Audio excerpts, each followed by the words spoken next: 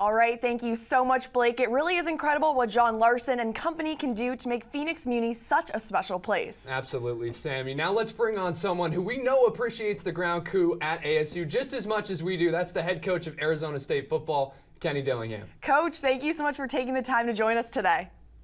Of course. Thank you all for having me.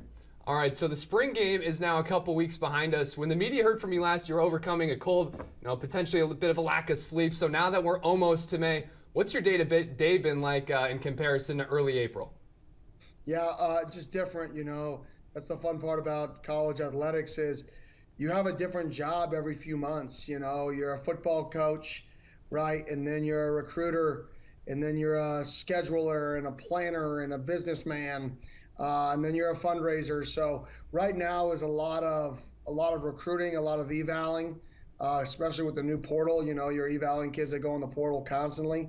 And then you're building relationships with guys quickly that enter the portal at this day and age. And then on weekends you have official visits. So it's just kind of everything but really coaching is kind of the role right now because most of our players are gone and they're headed back home for 2 to 3 weeks. And Coach, you've been leading Sun Devil football now for 5 months. Maybe it feels like an eternity, maybe it feels like 5 seconds, but what have been some major lessons that you've learned as you lead a Division I program for the very first time? Yeah, I would say just listen to people. You're not the only person, that has all the right answers, so continuing to listen to people and take ideas from people, and then just stay true to who you are. I would say those are 2 lessons that I've learned is don't try to be somebody you're not. And combine that with just continuing to listen and bring ideas from everybody into your program constantly, so it's not stale. Coach, so while class for people like us here at the desk may be dismissed in the summer, plenty of work still to be done when it comes to Arizona State football in the offseason. So as you head into this period of time, what do you know about your football team as it stands today? I know they believe in what we're trying to get accomplished. I know they have a passion and a chip on their shoulder, either the chip on their shoulder from the guys that were here last year or the chip on their shoulder from the guys that transferred here and it didn't go great in whatever way, shape, or form their circumstance dictated last year. So we have a lot of guys with a chip on their shoulder, and they're growing together, and we're becoming a team. So that's what I've learned is these guys want to win. They're passionate. They have a chip on their shoulder, and they're coming together. And then, more importantly, we have good kids. Like, we have good human beings on our team.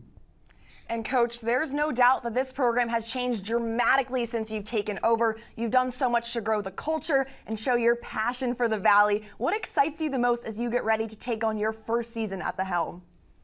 The highs and the lows.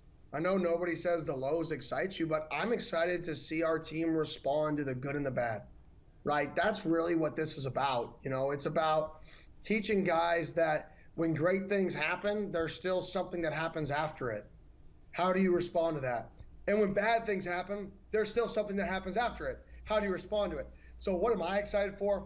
I'm excited to be able to coach and teach and get into those moments where there's extreme panic, right? There's extreme chaos, right? And be able to coach and teach and grow these guys to have them understand that this is life.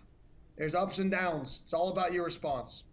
Well, it's been exciting for us as media to see basketball hoops getting wheeled out at practice and at the spring game as well. So, Coach, we're curious here in the studio, if you could pick one assistant coach to team up with for a little team-wide 2v2 basketball tournament, who are you picking and why?